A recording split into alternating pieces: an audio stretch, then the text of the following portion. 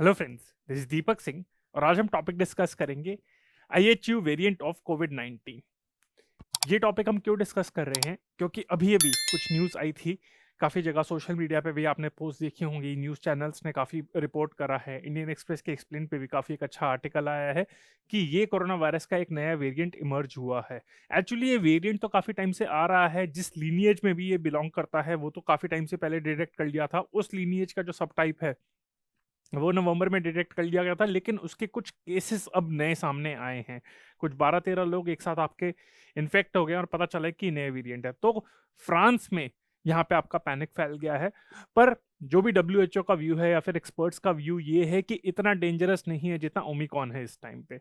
तो लेकिन फिर भी इसके बारे में पढ़ लेते हैं कि क्या ये वेरिएंट है, और वेरिएंट्स की क्लासिफिकेशन वगैरह के बारे में भी हम पढ़ लेंगे।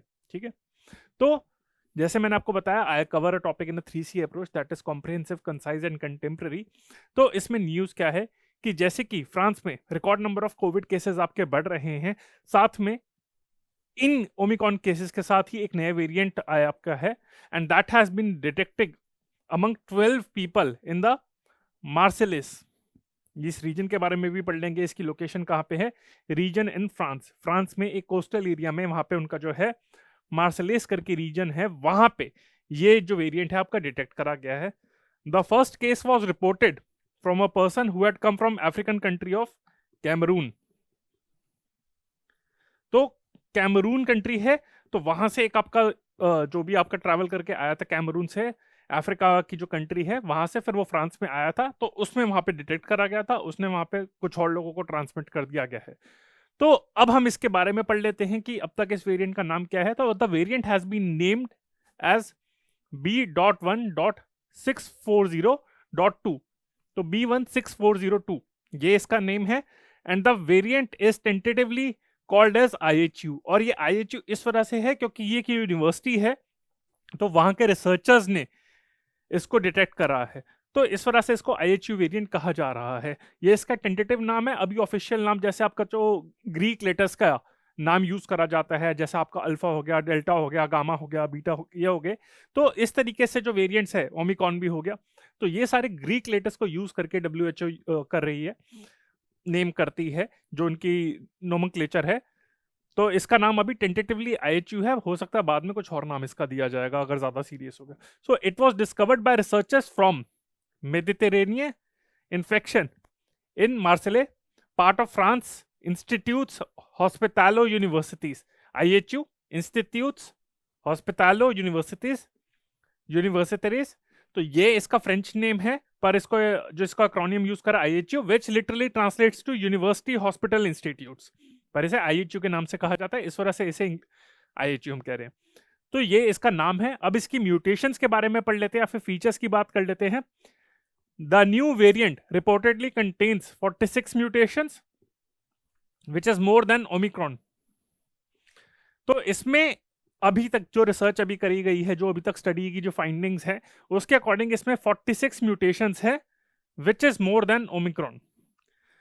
This variant reportedly show strains carrying the N501Y mutation which existed in the alpha variant. तो इस वेरिएंट में this variant reportedly carries strains carrying the N501 mutation which existing in the alpha variant. Scientists believe the new strain also carries E484K mutation making it vaccine resistant. तो ये इसके mutation है। अब WHO का क्या view है इस पे? The new variant was on the radar of the UN health body since it was first identified in November 2021. तो ऐसा नहीं है कि ये वेरिएंट काफी मतलब अभी अभी रिसेंटली आपका डिटेक्ट करा गया है, डिटेक्ट पहले भी आ गया था, पर इसके जो 12 केसेस है अब निकल के आए हैं, तो वो अभी इस वजह से न्यूज क्रिएट कर रहा है। Sir the new variant was reportedly identified around the same time as omicron, पर ओमिक्रॉन आपका ज्यादा मतलब उसने डिस्टर्बेंस क्रिएट कर दी, इस वजह से उसको ज्यादा हाईलाइट दी जा रही है।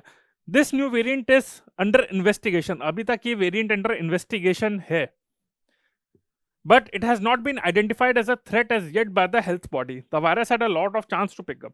तो as of now ये वेरिएंट अंडर इन्वेस्टिगेशन है, इसको वेरिएंट ऑफ कंसर्न अभी तक डेजिग्नेट नहीं करा गया, उस टर्म पे मैं अभी थोड़ी देर में आऊंगा, जो ओमिक्रॉन को कर दिया गया है। तो अभी तक WHO के अकॉर्डिंग कोई ज़्यादा पैनिक करने की ज़रूरत नहीं है, क्योंकि इसके मैंने आपको पहले भी बताया होगा जब ओमिक्रॉन का या फिर डेल्टा वेरिएंट के बारे में बताया होगा, तो वायरस म्यूटेट करता ही रहता है और उसके बहुत सारे म्यूटेशंस होते हैं, बहुत सारे उसके वेरिएंट्स आते ही हैं। तो बहुत सारे हैं, पर एक्चुअली कुछ ज़्यादा इसके से आपके विरुलेंट हो जाते हैं, जो एक्सट्रीम फॉर्म के वेरिएंट्स हो जाते हैं, जो आपके ट्रांसमिशन करते रहते हैं। तो इस कंटेक्स्ट में इन्होंने कहा है कि ये वाले वेरिएंट से अभी ज्यादा डर नहीं है, अभी ज्यादा कंसर्न की जरूरत नहीं है। हो सकता है आने वाले टाइम पे कुछ पिकअप कर जाए, पर अभी कंसर्न का केस नहीं है। अब हम इस रीजन के बारे में पढ़ लेते हैं, जो मैंने आपको बताया था कि मार्सले या फिर मार्सलेस जो आपका रीजन है, तो हो सकता है मैप के कंटेक्स में क्वेश्चन आ जाए, हो सकता है रीजन के कंटेक्स में क्वेश्चन आ जाए, क्योंकि जो 3C अप्रोच फॉलो करता हूं उसमें ज्योग्राफी भी मैं आपको पढ़ाता हूं। तो ये मार्सले आपका रीजन है, जो फ्रांस के जो वहां पे मेडिटेरेनियन सी के बॉर्डर पे है आपका। यहाँ पे आप देख सकते हैं ये पेरिस है और यहाँ पे आपका लोकेशन है इसकी। So Marseille is also spelled in English as Marseilles. It is the prefecture of the Bouches Rhone. ये काफी ज्यादा फ्रेंच नाम है, ज्यादा याद करने की जरूरत नहीं है। ये ध्यान करने वाली बात है कि ये फ्रांस के रीजन में लोकेटेड है and it is located on the coast of the gulf of Lion. ये दो इंपॉर्टेंट पॉइंट है कि कौन सी कंट्री को बिलोंग करता है, फ्रांस का है। किसकी कोस्ट पे बिलोंग करता है, गल्फ ऑफ लायन के, which is part of the Mediterranean sea. Gulf of Lion पे भी क्वेश्चन आ सकता है कि गल्फ ऑफ लायन किसका पार्ट है, गल्फ ऑफ लायन पे लोकेटेड है, कौन सी गल्फ पे लोकेटेड है, एक तो ये हो गया। और ये गल्फ ऑफ लायन किसका पार्ट है, Mediterranean sea. As you can see ये आपका मेडिटेरेनियन सी है आपका पूरा, which is and it is also located near the mouth of the Rhone. It is the second largest city in France. So it is located near the mouth of Rhone. तो ये आपका हो गया। अब हम म्यूटेशन के बारे में भी देख लेते हैं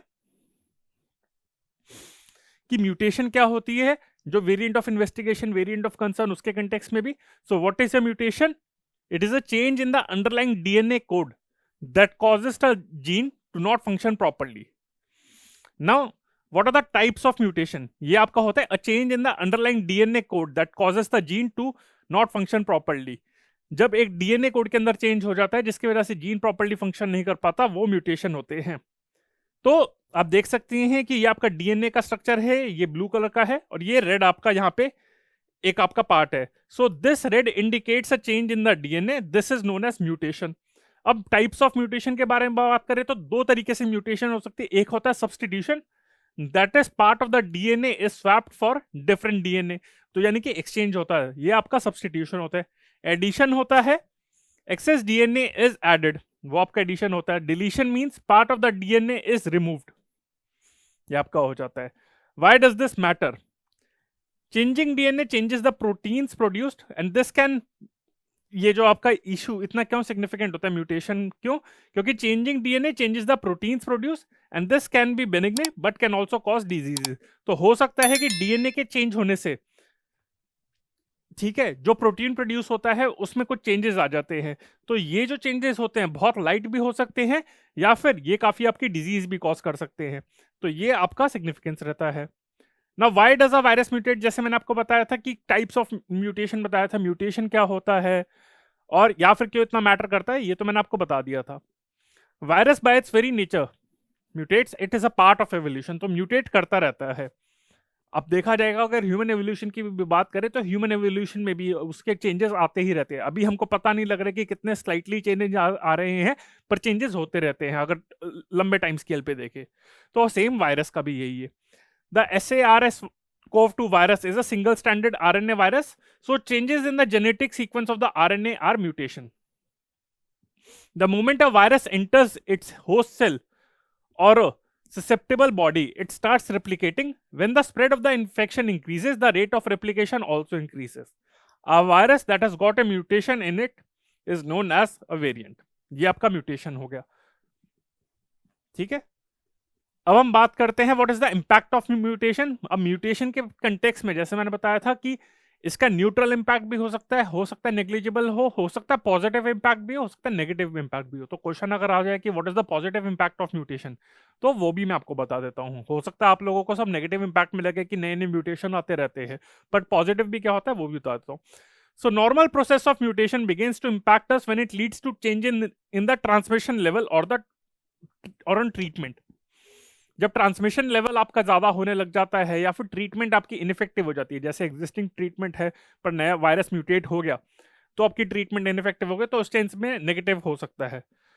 तो negative impacts include clustering of infection, increased transmissibility, ability to escape immunity and infect someone who has prior immunity। तो हो सकता है पहले किसी के पास इम्यूनिटी हो, आपको इन्फेक्शन हो चुका होगा और आपने इम्यूनिटी डेवलप करे, पर वायरस की नई म्यूटेशन आ गई तो आपके पास उस म्यूटेशन से बचने के लिए कोई इम्यूनिटी नहीं है, तो ये आपका है। And the positive impacts can be that the virus becomes non viable, ये आपका है। नाउ वेरिएंट्स की बात करें, what are variants of interest and variants of concern, उसके बारे में बात कर लेते हैं। व्हेन द म्यूटेशंस हैपन, आपने टर्म सुनी होंगी वेरिएंट अंडर इन्वेस्टिगेशन, जैसे मैंने आपको बताया IHU वाला ये है कि वेरिएंट अंडर इन्वेस्टिगेशन है, फिर वेरिएंट ऑफ इंटरेस्ट आता है, फिर वेरिएंट ऑफ कंसर्न आता है। सो क्या क्या टर्म्स होती हैं, इनमें डिफरेंसेस क्या होता है वो भी बता देता हूँ। When the mutations happen, if there is any previous association with any other similar variant which is felt to have an impact on public health, then it becomes a variant under investigation. Once genetic markers are identified which can have association with receptor binding domain or which have an implication on antibodies or neutralizing assays, we start calling them as variant of interest. The moment we get evidence for increased transmission through field site and clinical correlation, it becomes a variant of concern. ये आपका variants हो गए। Now, variant of concerns are those that have one or more of the following characteristics: increased transmissibility, change in virulence या disease presentation, evading the diagnostics, drugs and vaccines। तो friends, ये था मेरा lecture IHU के ऊपर, IHU का जो Covid का वेरिएंट है उसके बारे में। आई होप आपको ये लेक्चर अच्छा लगा हो, जिसके साथ में मैंने म्यूटेशन के बारे में बता दिया और variant of concern, variant of investigation, variant of interest भी बता दिया। अगर आपकी इस लेक्चर रिलेटेड कोई भी क्वेरी है then please feel free to connect with us. ये हमारे बहुत सारे सोशल मीडिया प्लेटफॉर्म्स है, फेसबुक, इंस्टाग्राम, टेलीग्राम, यूट्यूब, और ये हमारा कॉन्टैक्ट नंबर है 9319057600। और फ्रेंड्स, अगर आपको लेक्चर अच्छा लगा है then do like it, share it and subscribe to the channel of AQ Bias। So friends, this is Deepak Singh on behalf of AQ Bias. Bye. Thank you.